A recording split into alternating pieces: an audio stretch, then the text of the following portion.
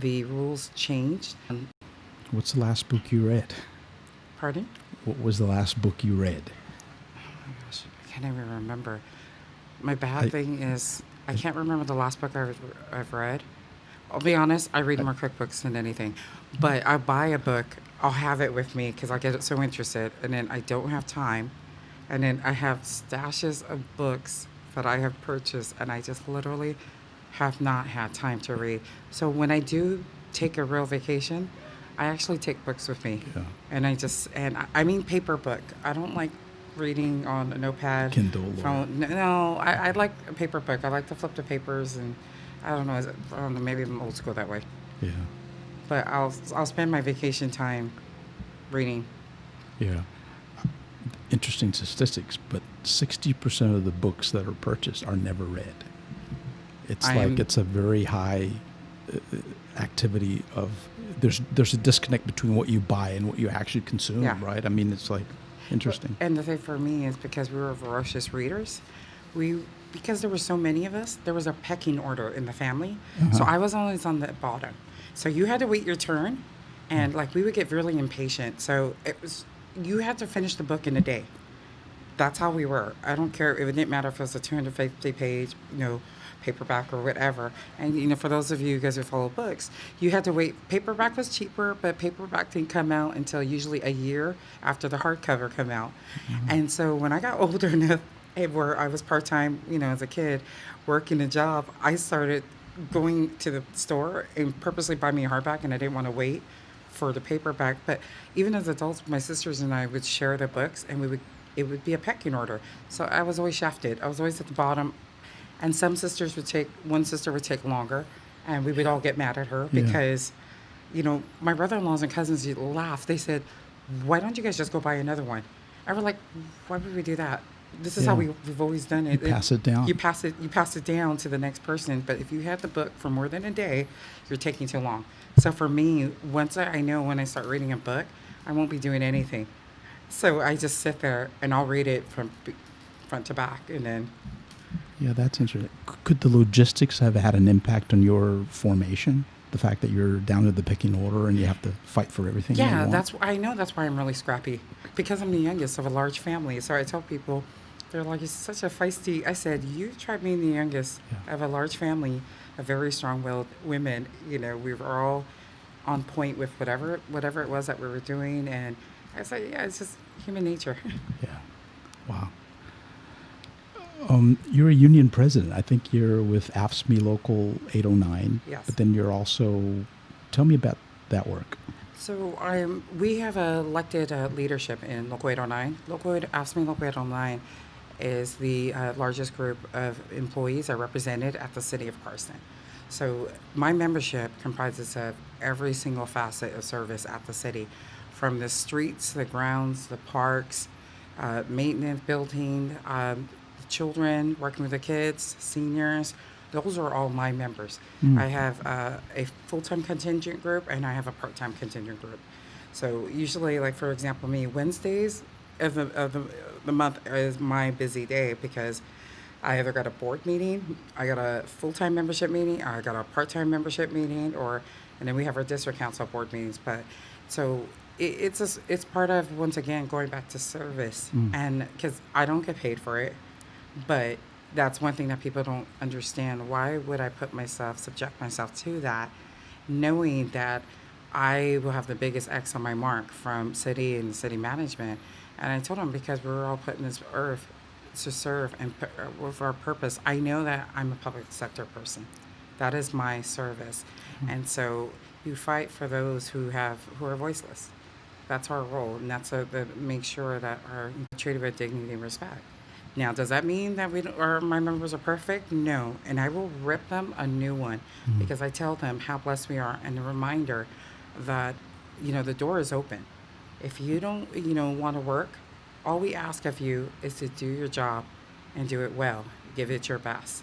I said, if you don't want this job, go ahead and leave, because I guarantee you there will be plenty of other people ready to line up and take that job who are willing and able to do it. So I am very accountable. I hold my members accountable to it.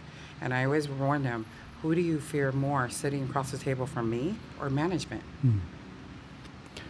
So, AFSCME Local 809 Yes. does not include management or, No. okay, the We're the special rank and skills. file. The rank and file. Okay. Correct. These are people actually doing the heavy lifting. These are the people, the worker The bees. essential workers. Yes, we are the essential workers. They're the ones who move the city. Yeah. If my members don't come to work, the city comes to a standstill. Yeah. Actually, I started as a summer youth worker. My Okay. late sister, Timo'oe Isabella Meni, she was the reason why I started working at the city.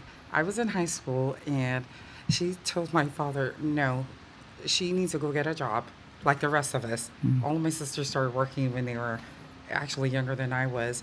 But also, too, another thing was she wanted me to go get a job was that if you're too busy working and with school, you don't have time to get in trouble, Yeah. to keep myself occupied. I wasn't a naughty kid, but being the youngest, I just kind of do my own thing. But that was the thing. She made me, nope, go get here, make sure you have all this paperwork together. You got to go apply. So I stood out there with like hundreds of kids where we had to do our application and do our interviews and stuff like that. And they narrowed it down. I think they said that there was like over 400 or 500 kids that showed up, and they were hiring like 100 of them. Wow. Yeah, and so that was, but once again, my interview, it was kind of funny, was because of my upbringing and our mother always having us involved in city, events and functions. I actually knew what the answers were on some of the questions. I guess, like, even like the simplest thing, like, do you know who the elected official is? The mayor at the time. And so I was able to answer it. And it was literally, they check off the yes. They said, oh, wow, most of the kids, no one knew what it was. Yeah. But it was because of our mother's upbringing and believing that we should give to the community and help in every which way. Whatever talents you may have, you can always find something to do to help. Yeah. A lot of those programs are missing now, right? Yeah. Because I remember my sister got on something similar, CETA, Yeah. the CETA program in Samoa, and that was how she got her first job. Oh, the CETA program. CETA program. Yeah. They've eliminated that.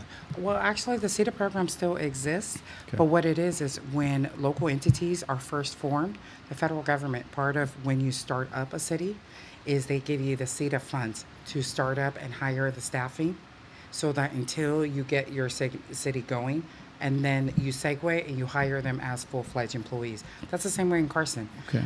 Majority of the employees in the very beginning were CETA employees. And as the city got going, most of them got hired. The city incorporated in 68. By the 70s and in the early 80s, it all over to City of Carson, full-fledged employees. Yeah. The election, Yes. right? So how's that going? Very, very interesting. Okay. It's unfortunate how dirty politics can be, but like I had already swore to myself that I would not run a dirty campaign. Now, if something's asked of me, question or whatever it be, I will answer it. But one of the things I find is how ugly it can be. And it also further reminds me of why I'm running. Because, quite honestly, we're tired of it. We're tired of all of that. We just want people to do what's right by the city, take care of the city. Will it be perfect? No, but we already have enough ugliness in the world. The last thing we need is coming from our local elected officials who care more about putting their name on a bronze plaque on a building versus making sure that our community is taken care of. They do that, huh? They spend more time. The running joke for us staff, because there's been so many council meetings when they were arguing about finding a location to name after whoever it is that wanting somewhere. So the running joke was we have rooms on the end of every wing. And so people who don't know, like the structure of City Hall, they go, what rooms are at the end of the wing? It's the bathrooms. Oh, So, it's just gotten that yeah. Petty. petty, pathetic. You're a Republican, Yes, I am. okay? Does that get in the way of? I mean, is Carson considered a Democrat Yes. stronghold? Okay, so you're Yes. going up against the. All of my current- opponents are Democrats. Okay. Even though municipal level elections are nonpartisan, which means no political party, it is still factors into people's decision making. Now, I'm sure I'll turn off some people from being a Republican, but like I was questioned. I get quite a few questions about that because I think people think that I would be embarrassed to publicly acknowledge that. So on social media, there are some people who will post up there, well, we want to know your political affiliation. And I say without missing the Yeah. beat, I go, I'm a Republican, Yeah. you know. And I tell people it's better that people are being upfront and honest with people because at the end of the day, me being Republican is not going to pave our streets. Yeah. It's my abilities whether or not to organize and get our city situated. And this is the one thing I feel that it's a bad thing when it comes to affiliations is that individuals, voters get so hung up on it Mm. that they miss an opportunity of seeing a person who's a legitimate good person. And so that's one of the things I'm accustomed to being the outside person because I'm a labor leader. Labor is very liberal, very full of Democrats and everything, but I'm very open about me being a conservative, and I tell people you could take it or leave it, but I'm not going to change who I am to fit a person's narrative. Mhm. It's a matter of tolerance, and that's one of the things I throw it out to people. I accept people as they come, and so I tell people I would hope they would give me the same consideration. Sure. Now, how did you become a Republican? What was the thought there? It was. It wasn't necessarily like I'm gonna be a Republican. It was my faith. My parents, even though they weren't voters, I go. They always believed in the Democratic Party, because the Democrats always said they're there for the minorities. They're there to help the people and this and that, blah blah blah. But when we look at our upbringing and what our values were, and you start to look at the alignment of what party, neither one of them are perfect. Neither am I. I always, realize that my faith, my beliefs fall within the Republican Party. Mm. So I tell people, that's how it was. Not because my parents were Republicans. My dad, came over the other way as a senior citizen, as he really started to see what the values were, and it basically went to working. Mm. We live in a capitalist country, and also too, how fair is it to work hard, whatever it is, and then socialist, and then to be able to take it all away for somebody else who's not contributing. I'm a true believer in believing that we as a government entity should help those for physical or mental reasons cannot provide for themselves. But for those who are physically and mentally able to, we need to help them become financially independent so that they can provide for themselves. Okay. And that's why I believe in job trainings and linking in with a lot of our blue collar labor unions that are the trades. They get paid quite well Yeah. money, and not everybody's the college route. And so we have to accept that and not look at it as a negative. I look at it as a positive, as we need our trades, and I feel like us as a city really need to be more open and advocate for that and to help those who college is not their route, or for people who are coming in the second round at life, coming out from jail and everything. Instead of being chastised, they should be welcome and encouraged to better themselves. I was just, before you came in, I was sharing Maximo Alvarez. He was the Cuban guy that spoke at the Republican National Convention. I think it was yesterday.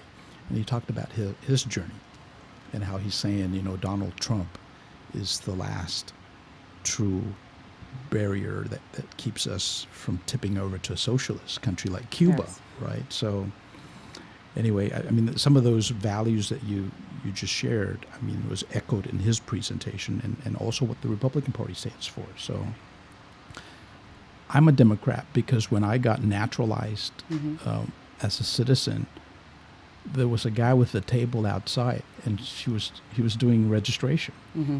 And so I said, well, I'll register to vote. And he was Democrat.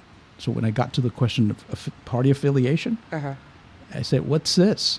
And he said, well, either Republican, Independent, or Democrat. And I said, well, what's your party? And he said, I'm a Democrat. I said, okay, Democrat for me. But since then, I've really gotten to appreciate the other side because I know a lot about the Democrats. Growing up as a Democrat, Mhm. I mean, health care for all, right? Free education, forgive student loans, all that stuff. Look out for the poor, philanthropy, all that stuff is part of the Democratic brand. But I'm beginning to appreciate, when Donald Trump took over, right? And then now it's sort of like a different brand of republicanism. Yes. In- Even in California, it's a Yeah. different look between the chairperson we now have and she recognizing, she's from Latina descent, recognizing that there isn't that old image of the white guard. That's not what it is now. There's so many different facets. But Yeah. like it goes back to I'm all for I would love to have medical for everybody. But if we can't afford it, how do we pay for it? Like I explain to people, I'm a public sector employee. Mm. With everything, there's a debit and credits. And they go, what do you mean? I go, you throw out a plan out there. You want to have this. Everyone all board. But then I have to be devil's advocate. I said, where are we paying for this? And they go, what do you mean? I said, it's going to rob Peter to pay Paul. How about printing it, right? Like we did like a few months ago, we printed 3 billion, 3 trillion into the economy. Yeah. I mean, that's how we pay But for it. one of the problems with things like that is you have all the extras. So if you want to just do the stimulus, then just do the stimulus funding. What does giving funding to, the Kennedy Arts in New York have to do with? That's what I don't like about government is they have the true intent, which is what we're all on board, but then they slide in all these extras. I know it's true because it happens at the local level. Yeah. They want to do one thing, and then they're like, while we're at it, we're going to go ahead and slip in all this non-related stuff. They Yeah. do that all the time, and It's politics. it's politics. Talk to me about campaign finance. Now, campaign finance, Well, with regards to your race, now there's no contribution limits? no, in So- Carson, we have no contribution limits. So whoever has the most money can buy the seat. Well, that's illegal to say it that way, but you don't buy the seat.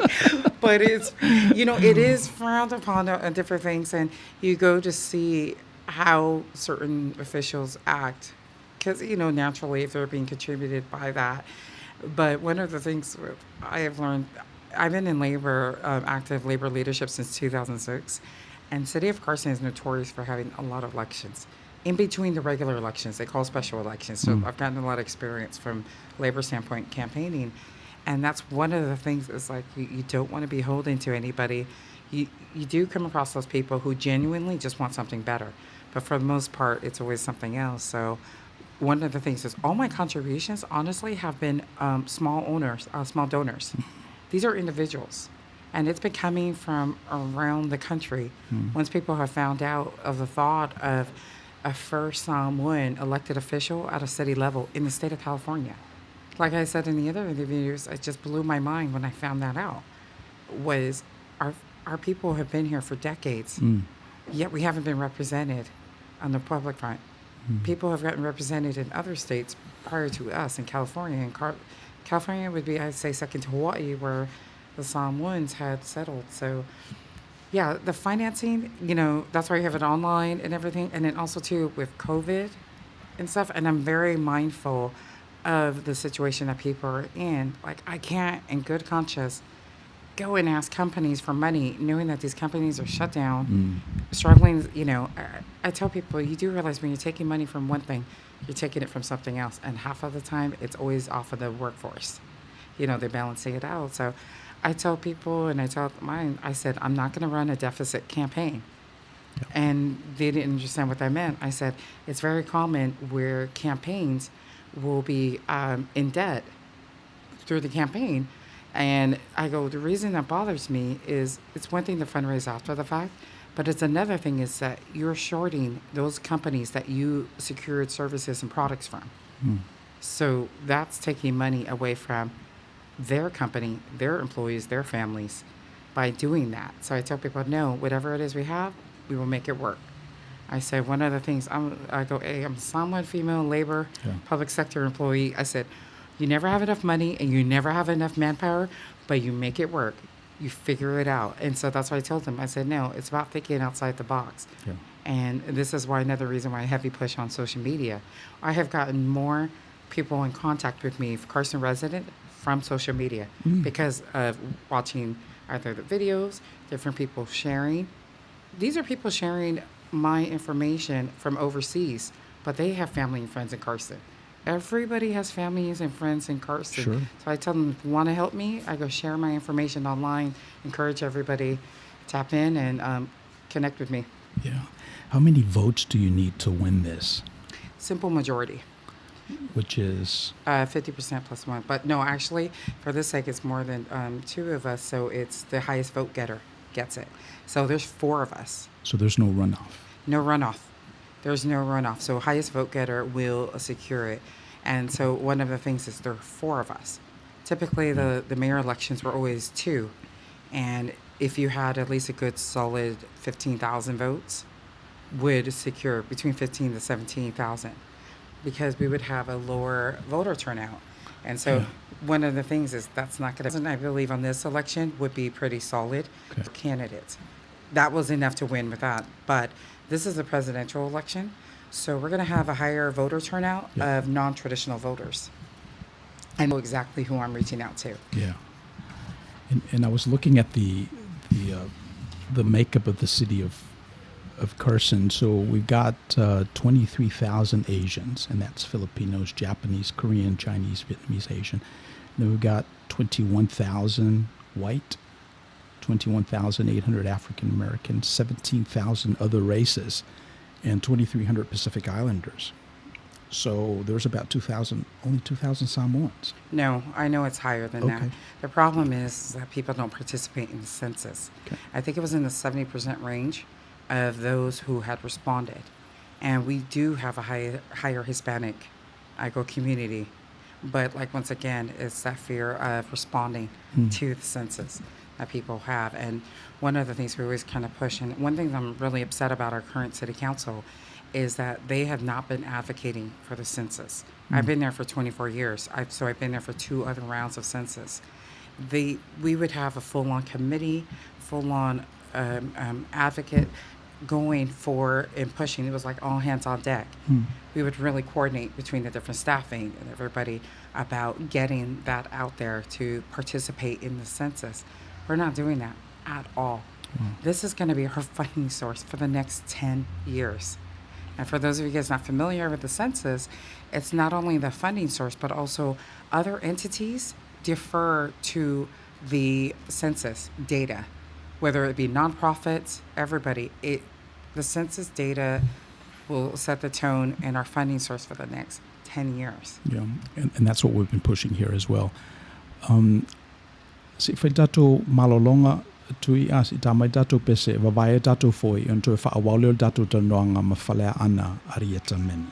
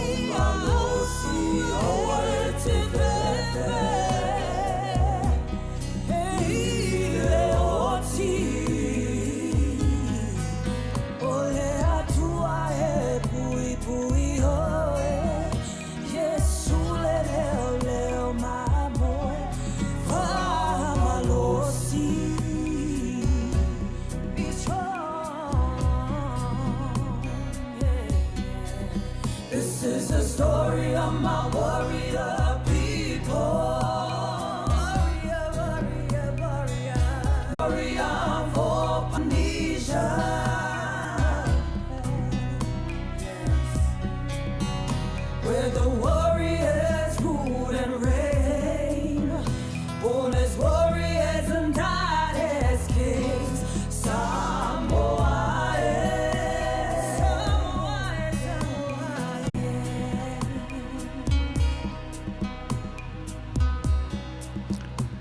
Ia, whaiwhatu aki mai lau la au il tātou prokalama o lo i Outou Manuia le nei. Pēr masani e lewa yaso ma lewa yaso o lo mawhatasi e mantamaitai a whalea ana, Arieta, Meni, o le tātou malo i le nei i tai ao. You know, Anna, as the title of our program implies, i Outou Manuia, our intent at IOM is to offer new ideas, examine old ideas, and help people with their lives such that blessings, manuia, abound. And not just for this generation, but the next one. Mm-hmm. From your sharing, obviously you're building on the tradition that your grandmother had, and then your late mother had, and then your parents, and then of course your faith, right? Mm-hmm. So the whole notion is to develop this jurisprudence, so to speak, this basic foundation for our people to go to the next level. Yes. Talk to me about you mentioned in one of the interviews the value of tautua. I call it tautua, but it's that whole servant mentality, servant attitude that's so germane to who we are as people. Say some more about that. So that's one of the hardest things for people who are not Samoan to understand.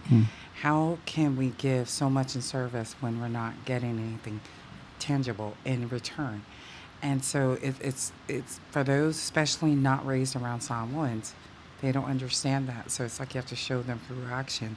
And that's why I explain to people, and I tell my members all the time, we are public servants and we should serve our community with a servant's heart. And we're blessed beyond measure. And that's why I kind of have to like dial it back to people, because they become so lost in their thoughts, in their mind, with such the doom and gloom around us. But it's like you have to look at it, the glass half full versus half empty. Like and it's having to like be their cheerleader for them, to empower them, because I tell them the only way to better yourself is to bring yourself up. You can't, no one can force you. It's got to be something that you want to do and be of service. And that's the same thing with me. It's like I tell people, I hope that being constantly surrounded by it therefore starts to rub off onto others.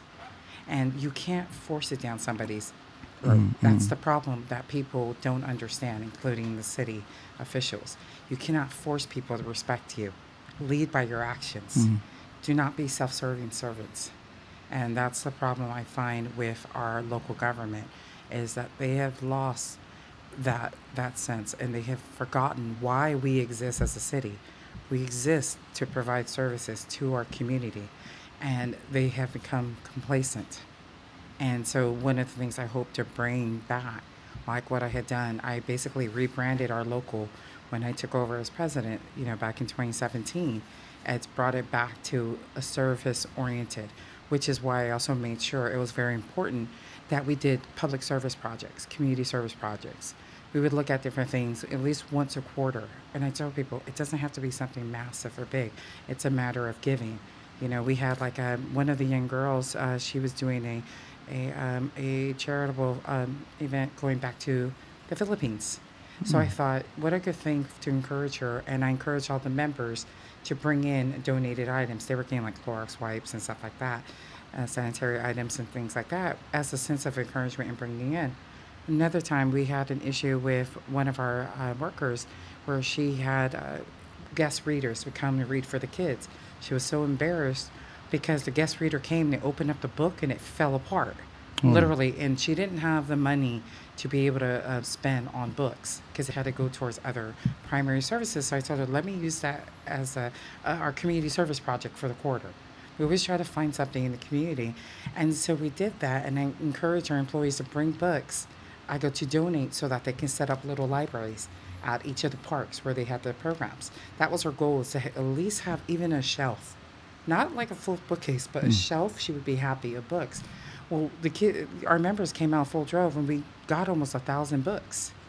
So it was a way of our members giving to others, and to recognize that giving doesn't have to be this monumental thing. Everybody can do something that is reasonable and within their means. That is one of the things I'm very sensitive about, is being considerate of everybody's situation. I will always find a way that they can help. And it doesn't always have to be a monetary value or anything. Is I truly feel that everybody has something to offer. It's a matter of letting them know and understand that they have something to offer. Yeah. Servant's heart. Yes. Tautua. So the unpacking of that proverb, oleala i le pule o le tautua. Are you familiar with that proverb? No, I'm not. Oleala, the road to leadership runs through service. That is on I believe on a mural that someone had just painted in Long Beach a few years ago, right? I saw that. Okay. Yes. Okay. But I'm saying that to say that part of the end road for service and servant's heart is this whole notion of leadership, Yes. right? And a lot of people serve so hard in the trenches, they don't even lift their head up like what you're doing now. Yeah. And kind of like connect the dots and see, look, I think it's my time, right? Right. It's my time after 24 years. I think it's time for me to take this to the next level. So I guess what I'm saying is you're going up against a power structure, Yes. right? Of people that's all they do. They don't care much about service, but they care much about positioning, where the chair is located, Yes. and power.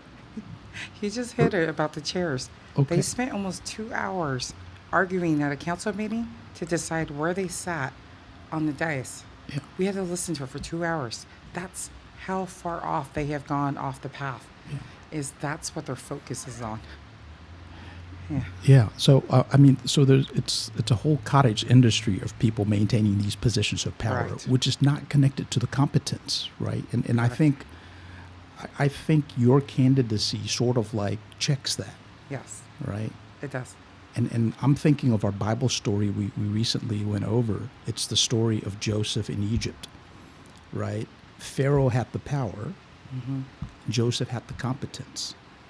And when Joseph got into Pharaoh's circle, right, he was appointed as a sapena painea. Long story short, and I beg your indulgence, Anna. You are up to a great task, Yes. right? You're taking Goliath, so to speak. You're shaking the halls of power, Mm-hmm. and you're using the old time, true tested competence piece, the tautua piece, the servant's heart, Mm-hmm. because that's how David overcame Goliath. Yes. It's from that competence in wielding the mata, Mm-hmm. and of course his incompetence with the other stuff, right? Yeah. So anyway, I just want to lift that up. Tell me about this $80 million lawsuit that sort of like stoked the fire in you. So the city has we have 157 acre property. It was the former site of a potential NFL stadium.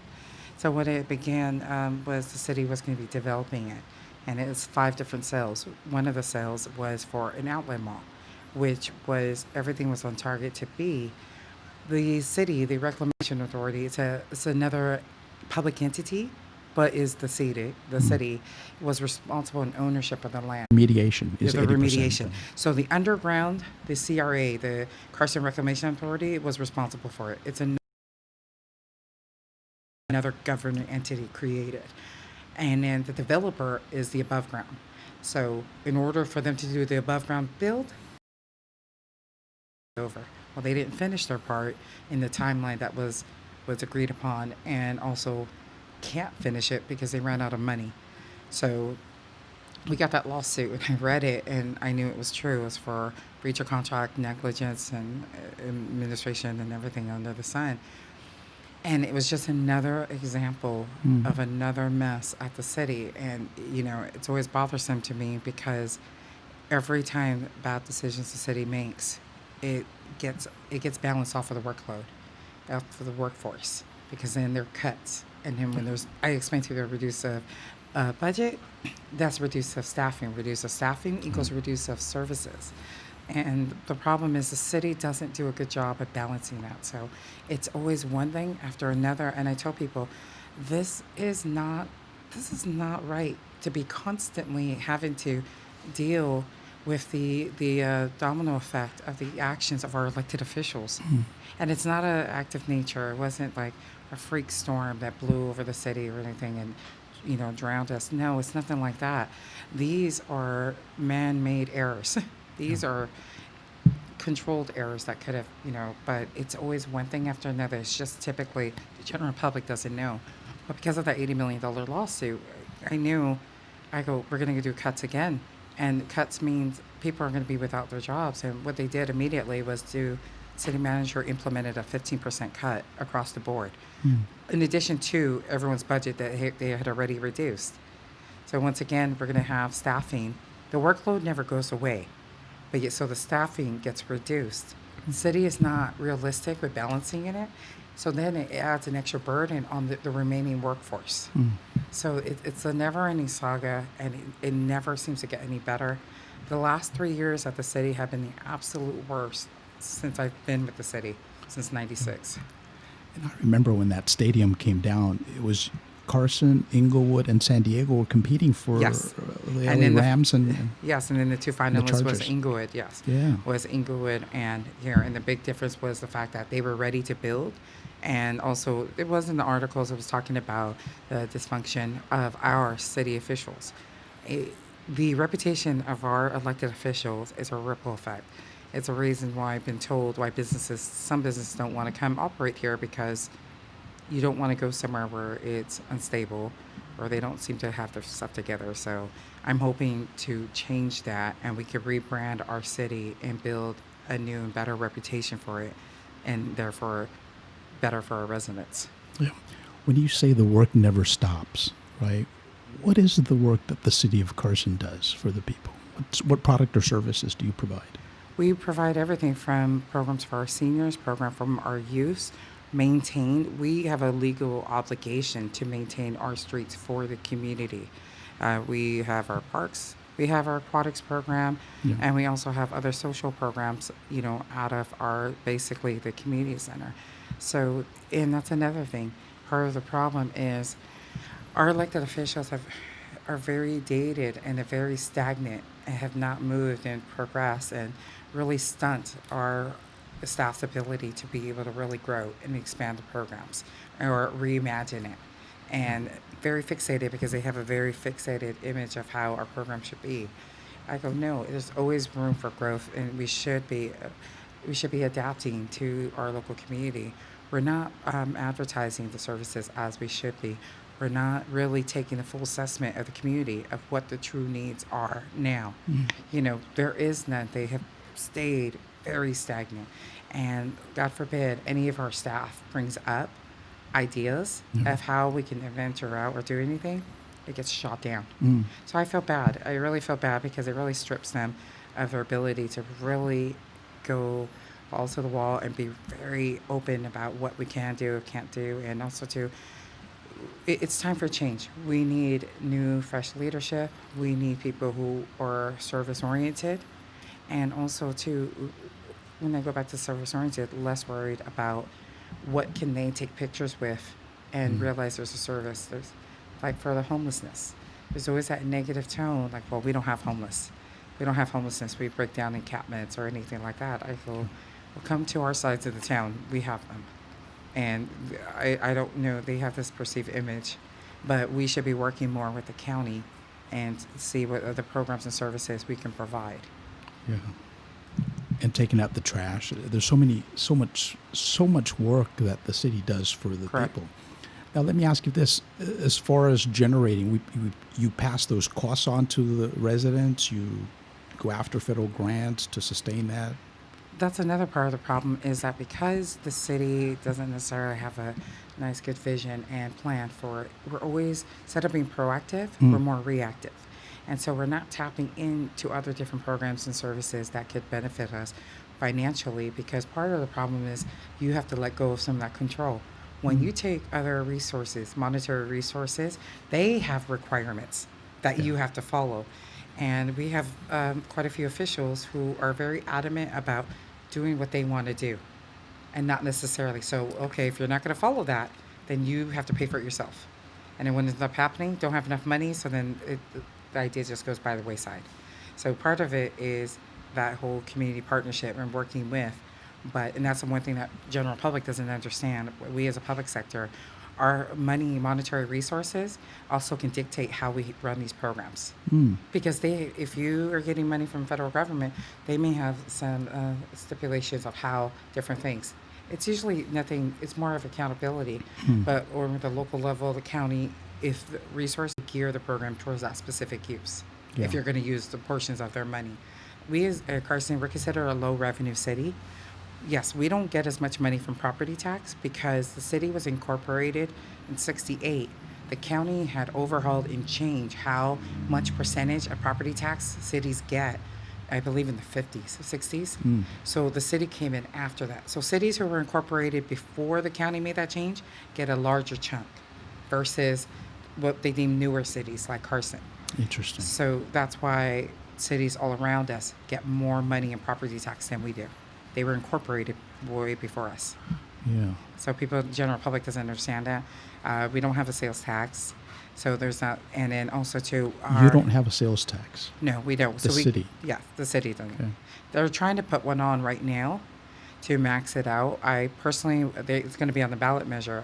I would have preferred if versus an outright sales tax increase, they would have done a sales tax blocking, which was successful in El Segundo, city of El Segundo. Basically, it means is you vote for the sales tax, but it does not go in effect unless the county places a sales tax on the ballot measure. And then your sales tax will kick into effect. Therefore, maxing it out to the state cap, which I think is 1025 or 1050. That's where it's at. And then the county will be able to implement their tax. But the city didn't want to do that, and they said in the staff report because they felt it was too confusing for the public. So we'll just outright tax you. Yeah. Vote for outright tax. Wow. You really get into the weeds. Yeah. Let me ask you about affordable housing. Yes. I'm really simple, right? It's a supply and demand. Correct. If you have a problem with expensive housing, then you need to build more, right? I mean that will solve the supply demand equation. But what's the politics? What's going on there? So what it is unless the city gives some kind of incentives to encourage developers to build more affordable housing, the company is going to build according to what they're going to make money off of. Yep.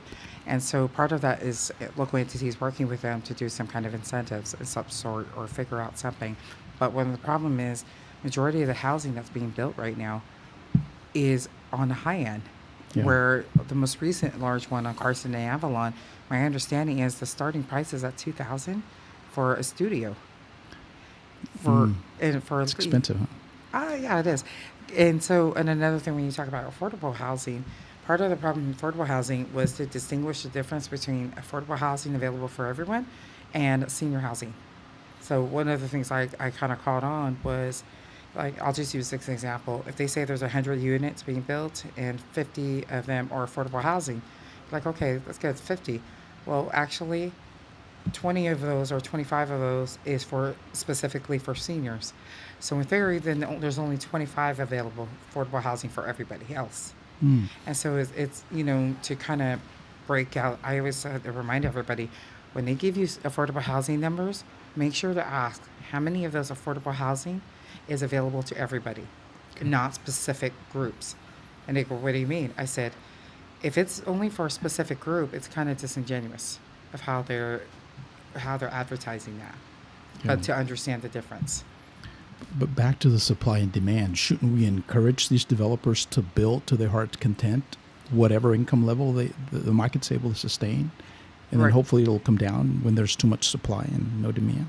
Well, the problem is, even as a ramp up leading up to like a lot of development that's going to be going on in the city, but also too in the South Bay region in general, and also the fact that in a few years we'll be hosting the Olympics.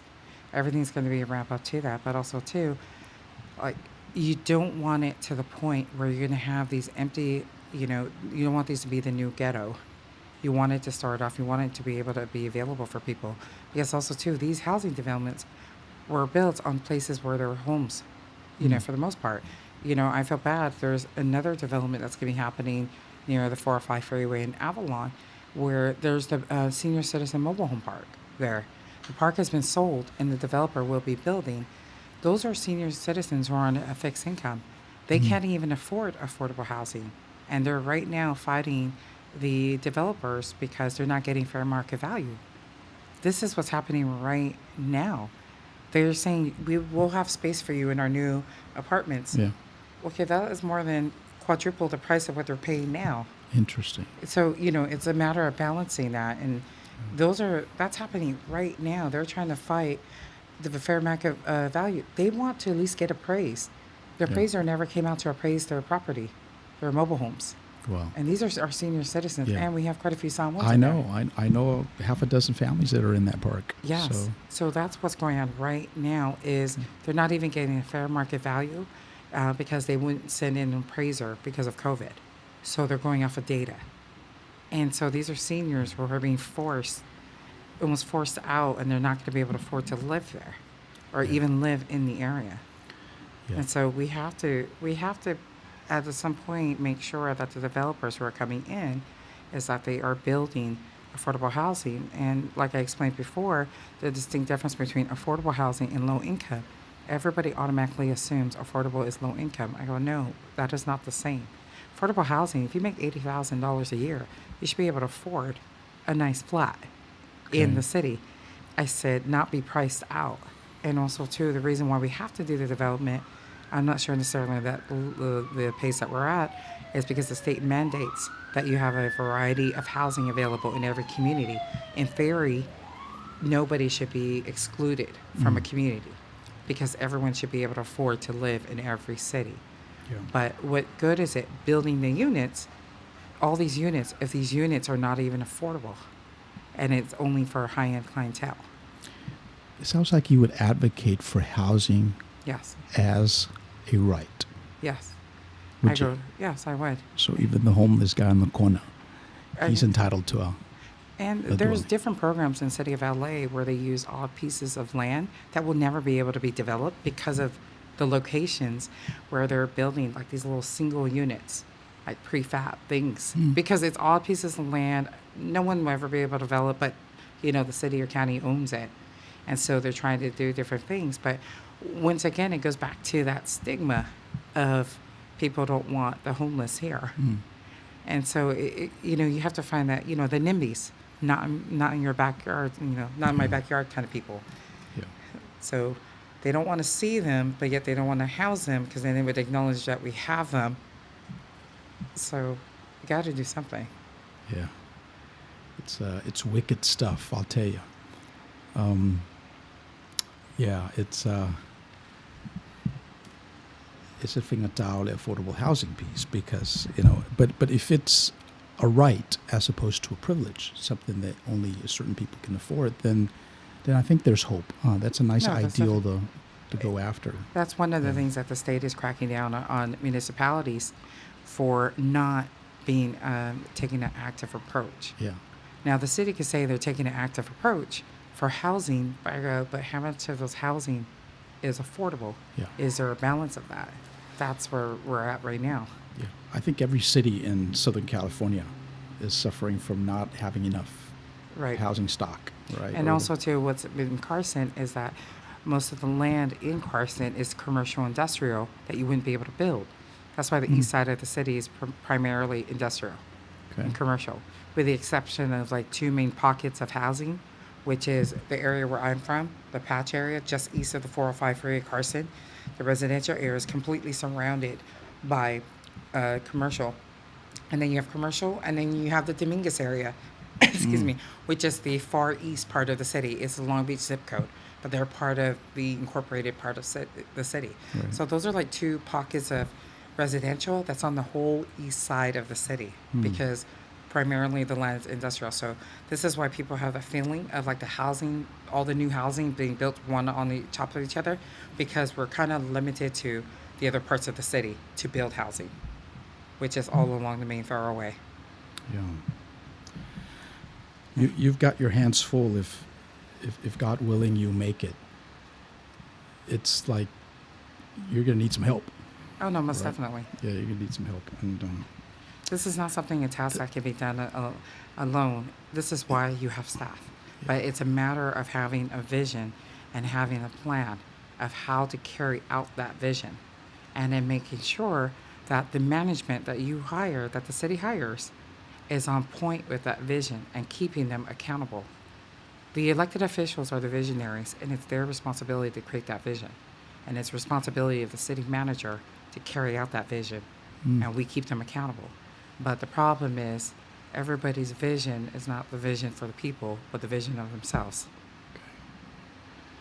let's go back to the election, right? Endorsements are sometimes very important, right? Sometimes they're not, right? I have been struggling with that, going back and forth. Okay. There's some people giving endorsements. I wanted to make sure my local labor, and I'm reaching out to other groups. But one of the things I have found with all the endorsement process, for every person you get an endorsement from, you got a contingent of people who are against that person and they may know nothing about you, but will come after you. So I kind of like decided I'm not going to use that as my focus, because I feel like that's part of the establishment. What people have gotten so hung up on are these titles and have gone further and further away from the voters. And so I've been struggling about this for the last few weeks, and I said, I'm over it. And they go, why? I go, I need to focus on who votes. Those are the voters. The people are tired of all of this, including all this stuff and listing of endorsements and everything. I go, I'm so over it. I go, those who I for endorsements is because I truly value them, and I go, and I've worked with them in the past. But as far as individuals and everything, it is, like I said, about very dirty politics, how people react. I was like, yeah, I'm going to bow out of that, and I'm going to focus on my race and go to the people. You're the only Republican. Are you at least getting the Republican endorsement? I'm working on that right now. So they're endorsing at this level, the Republican Party? Yes, but I guess Okay. no one's ever. Our city of Carson, our congressional district, we're district number 44. It's is- Barragan, right? Yes, it's Barragan, Nanette Barragan. But statewide, we have the smallest percentage of Republicans.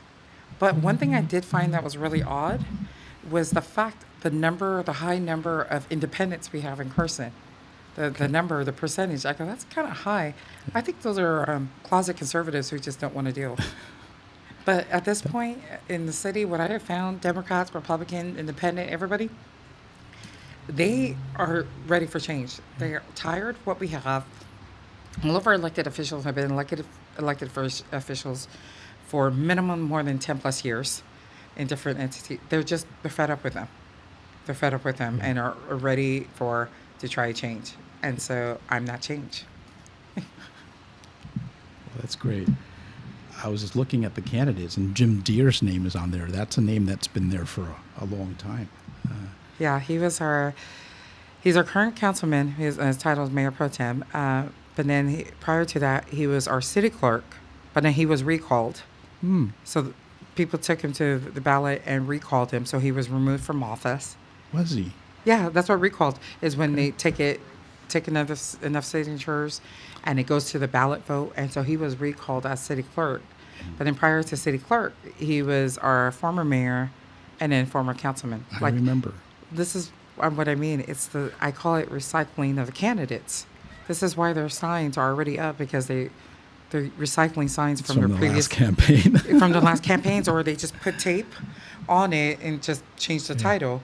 But like, the residents are tired of it. They're ready for something new, for something fresh, and I'm not. So I'm ready for that. I'm really ready for change. Okay. Well, Anna, I'm impressed. So Thank you. let's take another break, and then when we come back, we'll wrap it up. We'll give you an opportunity to comment, and if you have any questions about the Outou Manuia program or Misipouena Taofo, we'd love to do that. Sure, not a answer problem. that. So we'll be right back after this message.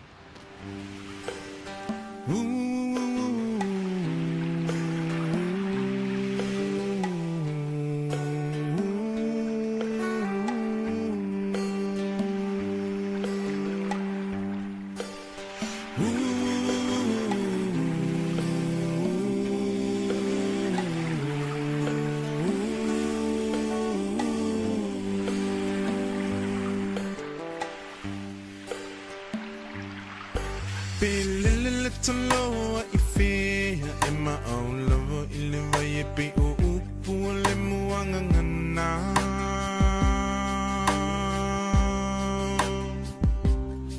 Se ilunga ete mo ilo fala pe malulu te mo e mafana fana.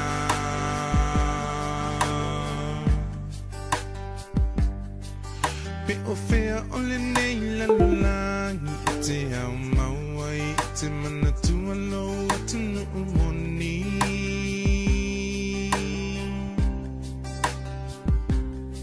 Se ilunga ete toe fo imai ile lau ele no fo imai ele tu e fai mo tofi. Oe Samoa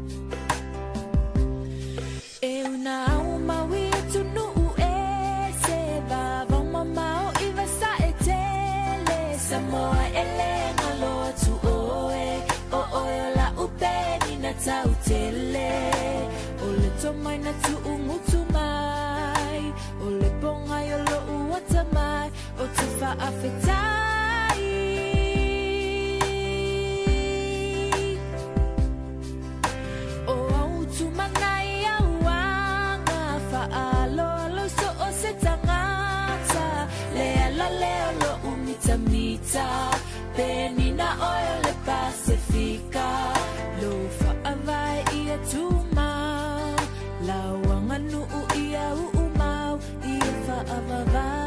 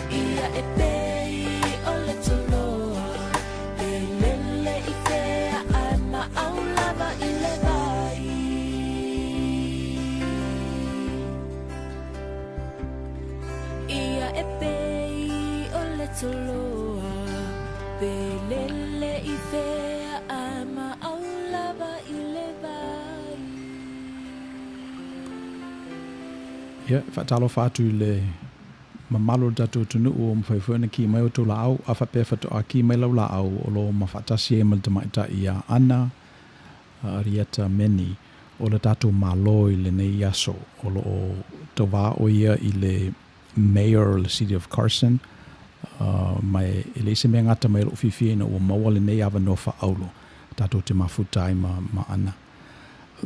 We were talking during the break, Anna, and I see your candidacy as akin to what Donald Trump has done in this country at the federal level, where though he ran on the Republican ticket, he was previously a Democrat, and when he did govern, he governed different, right? Yeah. And if you can see now during the re-election, a lot of Republicans are coming over to the Democrat side because it's the establishment versus the outside non-establishment guy. Right. So I see you as the non-establishment candidate. Yes. It's. I mean, say some more about that. I love being on the outside. Yeah. That is one of the things that's always distinguished me from everybody else. That and the fact of always wearing a say, but is my ability to stand by the issue. And I always tell people need to understand, this is one of the things our officials don't understand. I may stand with you on one issue, but that does not mean I'm beholden to you. My tagline for the union, and it's the tagline for my campaign is we fight the good fight. You know, we do because it's what's best, regardless if everybody is after us. And that was one of the things is everybody was so fearful for me, not because I couldn't do the job, but the fact of how other people would come after me because I'm against the establishment. And what people fail to realize, had the establishment been taking care of the people, I wouldn't even thought about running. I would focus on other things, personal development things that I would like to work on. That's exactly what Donald Trump said this week. Oh, really? Yeah, Okay, that's I the didn't only see that. reason why he won is because the other guys who were minding the store weren't doing their job. No, honestly, that's what it is. Yeah. That's what it boils down to. I go, me being the head of labor, the majority of the employees at the city, it's constantly having to figure out a way to how to get us out of a mess that was put there by our officials and our management. And even when we raise the issues to our elected officials, it goes on blind eye and blind ear, and they just turn the other way. They look the other way, and everyone goes, why do they do that? I said, because these people are taking care of other things for them. So they're not going to harp on them. So unless it's something to a point where it can publicly get out there bad, but that's not how we should be operating. We should all definitely be community partners. As in labor, with our elected officials, I go, my hope was actually to work internally and to build up our organization within. Because that's one of the things I find that is severely lacking is those with institutional knowledge, and also to share that and build a strong network of staff. The city, the actions of our elected officials and the antics of our management is driving people out of here. People who have all the institutional knowledge are up and leaving. We've had such a high turnover rate. We've had almost 30 employees full-time leave our city since April of last year. For some people, that might sound like a lot, but it is an alarming high number. And also, too, the actions of our elected officials is affecting our recruitments. People of higher level positions are not going to want to come here because of the instability of our city. And one of my core focus on my platform is we got to stabilize the infrastructure. We can't sit there and continue to operate the means that we are doing. And in order to better our community and our services and outreach, we've got to stabilize the infrastructure, reassess the situation, and carry out a vision, have a vision, carry out a plan. And that is what I do in labor every single day. Okay. So when you say infrastructure, are you talking about police, fire? Police and fire are all contract services, but one of the things the city has not focused on is our number one cost is our sheriff's contract. We contract with the LA County Sheriff's. We do not have our own PD. Okay. Part of the problem is the county, we contract with the county for the services. The prices have continued to rise every single year, but the services provided have stayed at status quo or actually reduced. So why is it that our city council has not had that open dialogue and discussion with our board of supervisors, representatives, or challenge it or something about we need to get this cost in control? Because it's one thing if our services are being increased, but it's not. But they're so focused on other things that they're not focusing on our contracts. That's part of one of the issues I have with contract services that we have, is that the cities are not being good stewards. They're not making sure to hold management accountable. It's borderline financially raping our city. Yeah. And our general public has no idea. And the reason why it matters is because when we're blowing money on things like that, and I'm not talking about sheriffs, I'm talking about different contracts that we have throughout the city, that's less money that could be going to our residents directly in programs and services. Sure. And do you manage your own water? Do you have a water department like No, Long Beach? water is private. but others also private. We don't have our own utilities. Okay. Because once the city was incorporated, all the utilities were already established. Okay. And that That's- cost is passed on to the residents. Yes, that cost Okay. is passed directly on to the residents. So we don't have to handle all of that, which either, it makes it easier for a city. But at the same time, we're in such disarray. To what extent are the residents going to continue to allow this? Yeah. Only now they're starting to see the ripple effect of the actions of our officials by seeing different things not being taken care of, lawsuits happening left and right. A lady sued the city because she tripped over an exposed anchor and busted her whole face. Well, it was already known that the city knew that was there. They paid for consultants to do a citywide, review of all of our sidewalks and everything, but they did nothing with it. Hmm. We paid all this money for a thorough consultant to do this, a thorough study, and they did nothing with it. One of the considerations of every city is the private sector versus the public sector. Yes. Right. So, and what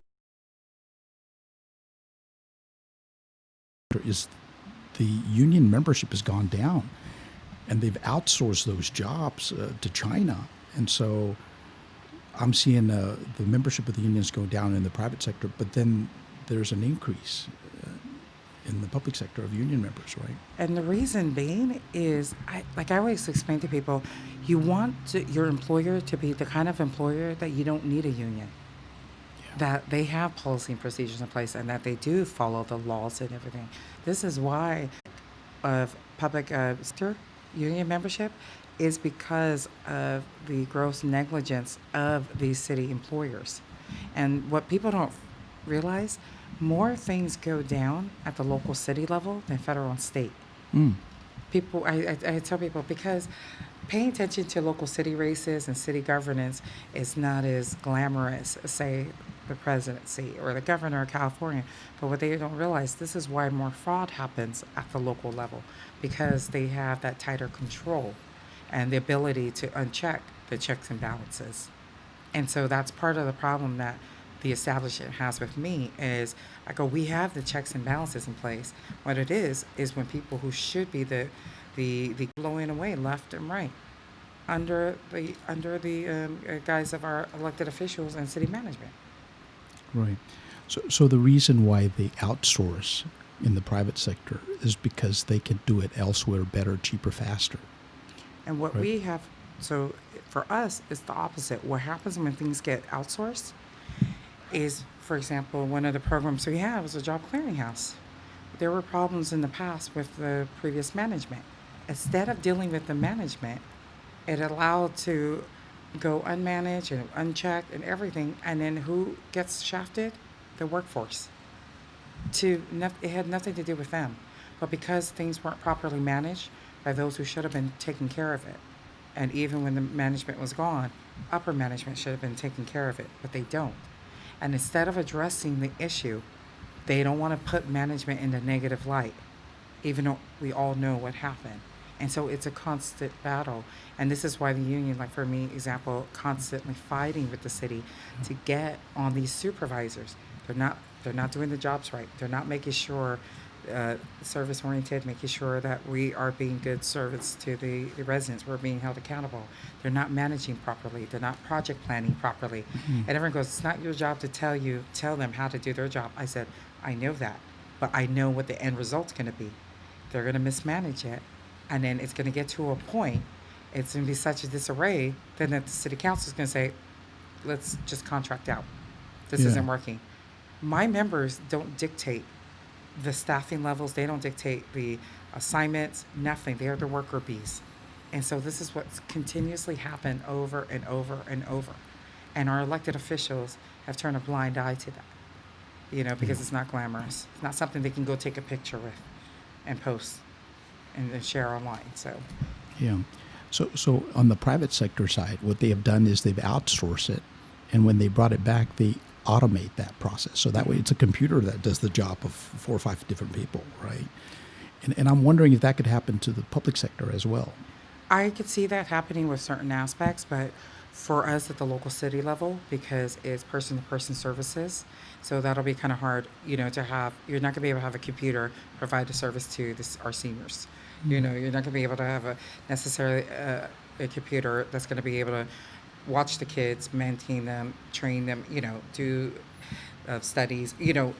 That's the one thing. I could see that in certain aspects in the technical aspect, but for the most part, we've already gone that route. Like through attrition over the years, we have downsized on different staffing just because of technologies. For example, we used to have a higher clerical pool.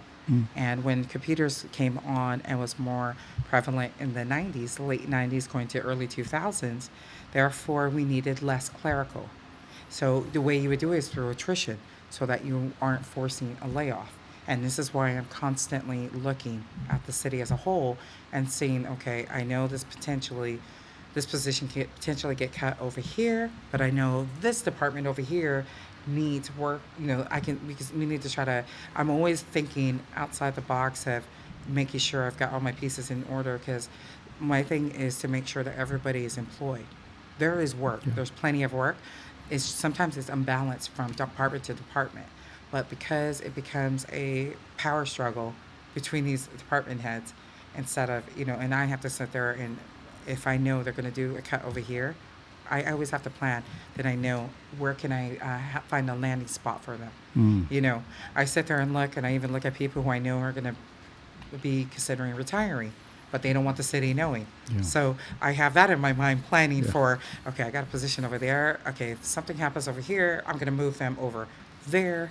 They're in the same series, we'll negotiate, but it's always a constant thing, because it does weigh heavily on me, the thought of the possibility of somebody losing a job because I didn't give it my all and figure it out. So, Wow. Yeah. Because the other piece of that thread, right, is now they're talking universal basic income. Because they're saying, look, if our company does this, right, and we're profitable, we're automated, we're barely paying them the minimum wage, right, and it keeps increasing every year, shouldn't we share the wealth? And when we're talking about these big companies like Google, right, Amazon, Apple, those are they're not just big companies in this country, they're big companies in the world. Yes. And yet they're leaving the Americans behind, right? So universal basic income, is that something that you think the cities might implement or our country might implement? I don't see that happening at the local city level. Okay. We're barely trying to hold on as an organization. I see, if anything, it would be one of the upper levels of government that would even potential, but there's too much of, I can't honestly see that happening. You don't see it? No, not in my lifetime. Okay. Honestly, not in my lifetime. But I do believe that we need to prepare our people and to become, this is why I talked about the trades. We know a lot of things are changing. The industries are changing. I feel like we're behind in getting our people ready for that. And so in moving them towards that path, whether or not they want to, we know that it's progressing that way in different aspects, more of a technical sense versus more of the manual labor part.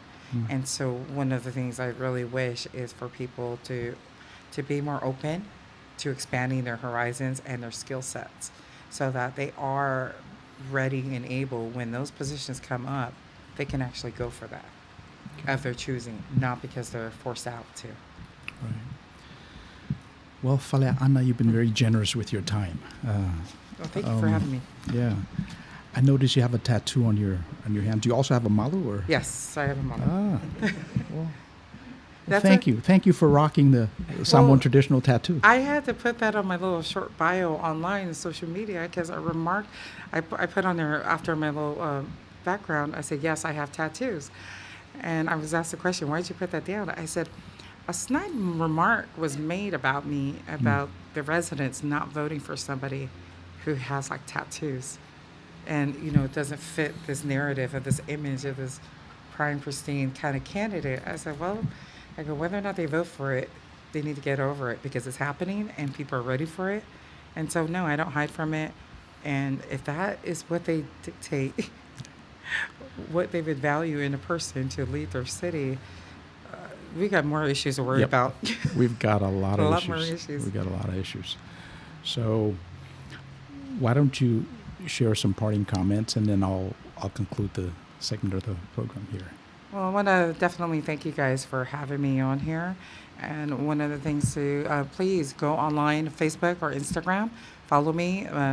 My page's handle is Meni for Mayor, MENI, the number 4 Mayor, MAYOR. And to please share it with your family and friends. More people are inclined to actually vote for somebody if somebody they know shared information with them. And so that is the best thing that everybody can do is reshare my page, even share this interview and stuff like that, and tag me. On Facebook, my personal page is Anna Meni, and also Instagram is Fob Mama, but I'll have everything in my campaign. But also, too, is just for people to vote. Make sure you're registered to vote. Check on www.lavote.net to make sure your voter registration is current. I really encourage everybody to participate because we have far more than 2,000 Samoans in Carson, but you don't exist if you don't vote. And we have to, we have to exercise that right. I take that lightly, and it would be my honor to represent our community. But also, too, more than that, not only that, I love your guys' prayers, but I need your guys' money. So make sure to go ahead and follow our social media handles, Meni for Mayor, and the website link to make an online contribution is available. And it's via check, credit card, or PayPal. So it does ask you a few questions, you're employed, your position, and all that, because it's mandated by law. Or if you're retired, you have to identify that. It's not using anything against you, but I really highly encourage everybody. No donation is too small or too big. So I welcome all of that and encourage you guys to be part of making history. Absolutely. Well, ia umasui o le whaatonu o le siufonga tai au fau. Ia mese for the board of directors e multila tuaila mātou whaafatai. Le ia umasui. Thank you for representing our community. Oh, I appreciate it. But more important, thank you for representing our values. Yes, That whole notion of service to Tua, it's huge. it right? is huge. And you're not just talking the talk, you're rocking the dress, right? So Yeah. it's not something insignificant, No. right? And maybe it's not as significant to the outside culture, but it's huge in our culture. It is. So for that, thank you so much, Anna, and thank you for spending time with us. I appreciate it. I brought along a T-shirt here as a token of our Oh. appreciation, and this comes from Second Samoan UCC in Long Beach. Thank you. That's not available anywhere else in the world Look at that. except here in Long Beach, and it says, and I think this embodies you, right? It says on the front, "Say what you mean." Oh, God, ain't Right? that Say true? what you mean, because a lot of our people live in their heads, Right there. right? But until they articulate it, until they come out and say it, then they'll know what they Right. mean. Oh no, I didn't mean that, but I meant this. Yes, But you have to articulate, right. right? And then in the back it says, "Say it loud, and say it clear." Isn't Yeah. it so fitting for a campaign? I think it embodies you. It does, definitely. Yeah. So there you go. So go with our blessings and our prayers, I appreciate it. and Godspeed. Thank you so much. God bless you all. Okay. Tui. I'll drop this. Look